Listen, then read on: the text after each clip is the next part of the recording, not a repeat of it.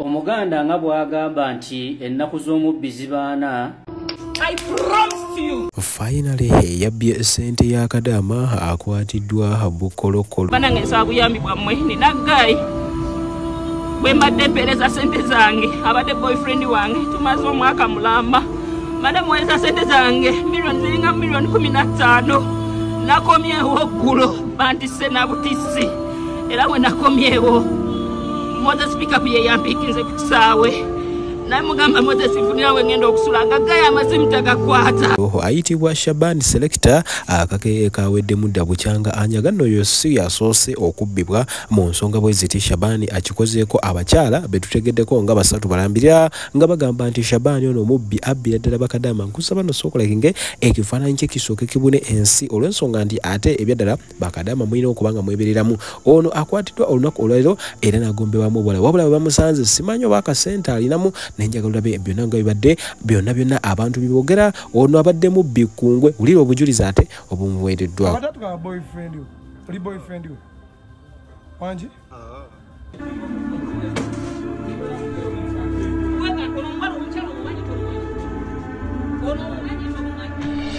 If it wasn't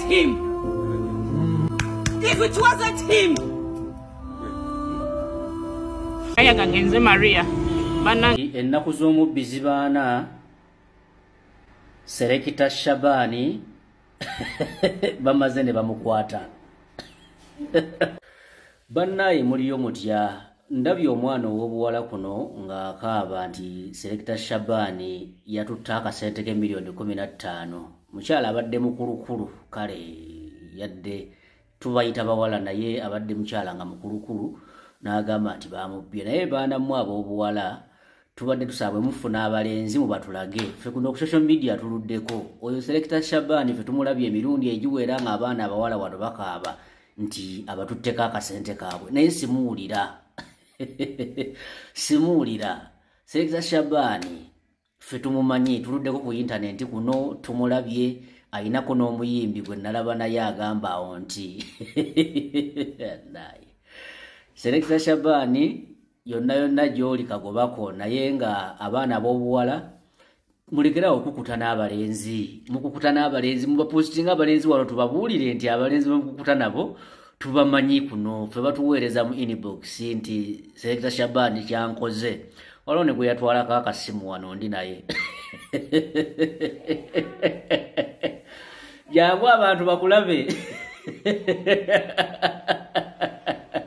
oye Selector Shabani ajjudde muzibu nnyo naye nga akasente kammwe bambi nga mulabye okubabbako akasente kammwe naye nga obwo buzannyo bwe Moses sinafuna wengenda okusula afuna omukisa mukubira amasimu tagakwata abami mbegayiridde mu ntaase mbegayiridde kyekindese w'amasanyu mbegayiridde saba buyambi bwamwe mbegayiridde saba muntaase amanya ge Selector Shabani mbegayiridde mu ntaase buli omu mumumanyi kubabe ali ku buli wamu buli social media yonna akubye ennyimba nyingi akoleta abayimbi ennyimba nyingi bamuyita Selector Shabani banaye mbegayiridde mu ntaase sirina kyakukola mbegayiridde saba buyambi bwamwe buli omu ajambenga bwasobola buli omu ajambe kyasobola kyekindese w'amazanyu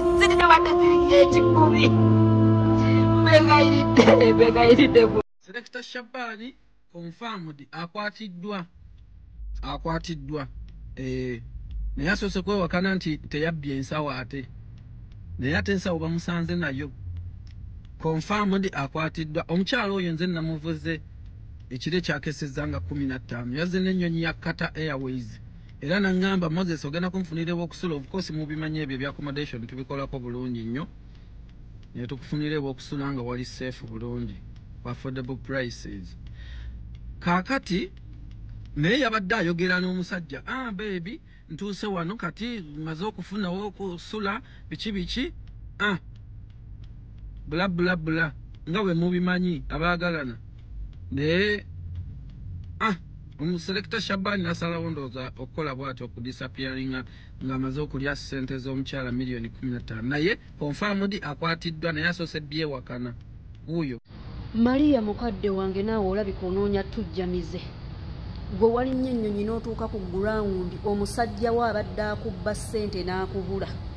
Kaakati ovuddeyo otugamba nti ffe tujje tukuyamba abatali ku gurawundi mazima tutandikirewa. Tugende mpola mu nsonga eno. Gwe walinnyo ennyonyi ogambye omusajja mumaze omwaka mulamba nga mwogera ekitegeeza omwaka ogwo omulamba yakubuulira ne gy'abeera. Kale era ebigambo tebibulamu waakugamba nti mbeera wano yonna yakubuze.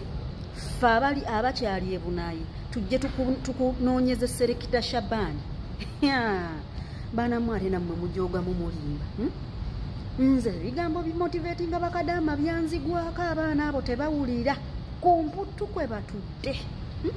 Okwata ensituyo ezo zonna ssente n'ozisindikira omusajja gw'osanze online morova ng'alina Kampala.